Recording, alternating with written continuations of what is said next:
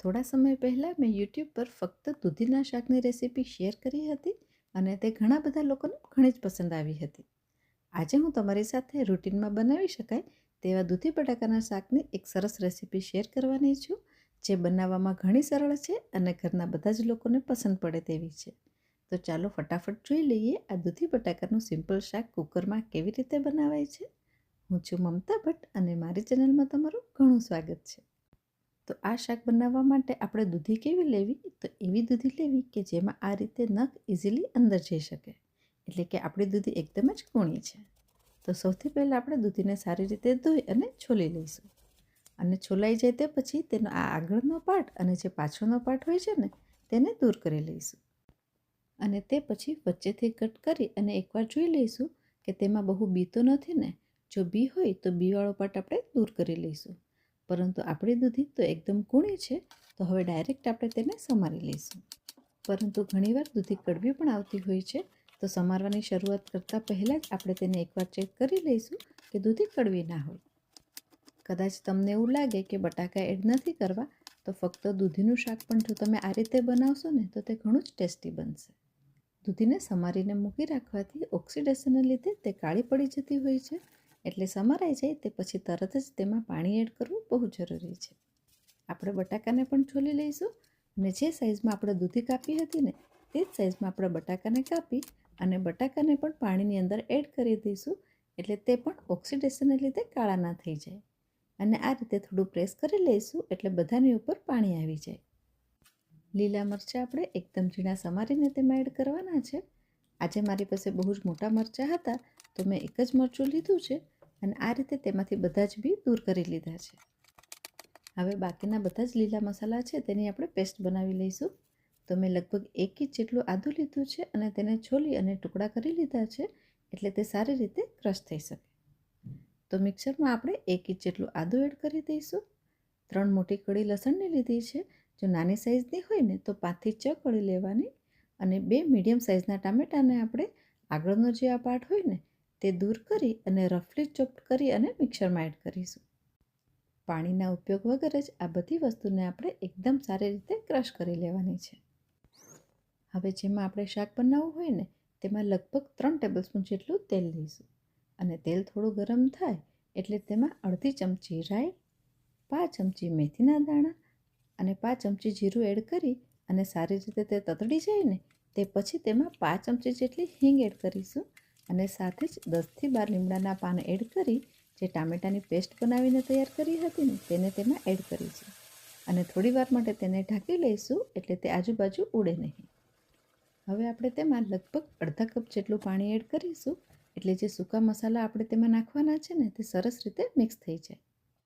તેમાં 5 ચમચી હળદર, 1 ચમચી લાલ મરચું અને 1 ચમચી જેટલું ધાણા જીરું એડ કરી બધી વસ્તુને સારી રીતે મિક્સ કરી લઈશું.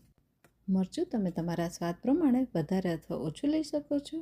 મીઠું મેં 1 ચમચી લીધું છે અને તે પણ તમે તમારા સ્વાદ પ્રમાણે વધારે અથવા ઓછું એડ કરી શકો છો. લગભગ 3 થી 4 મિનિટ પછી આ રીતે તે ઉકળવા લાગશે. અને આ રીતે જ્યારે ઉકળવા લાગે ને, ત્યારે એકવાર ફરીથી તેને મિક્સ કરી અને જે દૂધી બટાકા આપણે સમારીને રેડી કર્યા હતા ને, તેને પાણી વગર જ તેમાં એડ કરી દઈશું. તમને જોઈને કદાચ એવું લાગતું હશે કે આ મમતાબેને તો વાસણ બહુ જ નાનું લીધું છે, પરંતુ દૂધી ઘણી જ ઓસમાઈ જતી હોય છે, એટલે થોડી વારમાં તો શાક બધું જ અંદર સરસ રીતે સેટ થઈ જશે. બધી જ વસ્તુ એકવાર સારી રીતે મિક્સ થઈ જાય ને, તે પછી તેમાં ગરમ મસાલો એડ કરીશું. તો આજે મેં અડધી ચમચી ગરમ મસાલો તેમાં એડ કર્યો છે અને આ ગરમ મસાલો મેં ઘરે બનાવ્યો છે અને તેની રેસીપી મેં ઓલરેડી યુટ્યુબ પર મૂકી છે. તો તેની લિંક હું નીચે ડિસ્ક્રિપ્શન બોક્સમાં મૂકી દઈશ, તો જો અગર કદાચ તમારે એ જોવું હોય તો તમને આસાની રહે.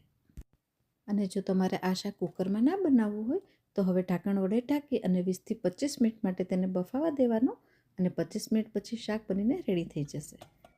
પરંતુ આજે આ શાક હું કુકરમાં બનાવી રહી છું, તો ફક્ત 3 વિસલમાં તો શાક બનીને રેડી થઈ જશે, એટલે કે આ શાક આપણું ફટાફટ બની જશે. અને કુકરમાં જ્યારે 3 વિસલ આવી જાય ને, એટલે તરત જ આપણે ગેસની ફ્લેમ બંધ કરી દઈશું અને કુકરને સિજવા દઈશું, એટલે કે એની જાતે જ ઠંડુ થવા દઈશું. અને ખોલતા પહેલાં આ રીતે એકવાર ચેક કરી લઈશું કે તે બિલકુલ ઠંડુ થઈ ગયું છે ને. સુગંધ તો બહુ જ સરસ આવી રહી છે. મને એમ લાગે છે કે હવે હું ક્યારે જમવા બેસીશ. અને કદાચ તમને જોઈને એવું લાગતું હશે કે રસો એકદમ પાતળો છે, તો આ શાક હજુ થોડું વધારે ઠંડુ થશે ને એટલે તે સરસ જાડો થઈ જશે.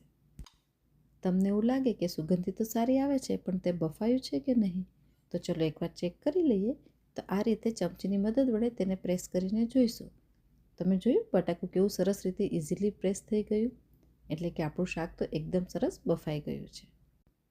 તો હવે આપણે જે લીલા મરચાં સમારીને રાખ્યા હતા ને તેને તેમાં એડ કરીશું, અને સાથે થોડી ઝીણી સમારેલી કોથમીર એડ કરીશું.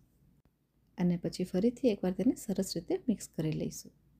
અને જો તમારે કદાચ શાકને વધુ ઠંડુ ના થવા દેવું હોય કે સમય ના હોય ને, તો આ રીતે ચમચાની મદદ વડે થોડા બટાકાને આપણે મેશ કરી લઈશું, એટલે જેને લીધે શાકનો રસો તરત જ જાડો થઈ જશે.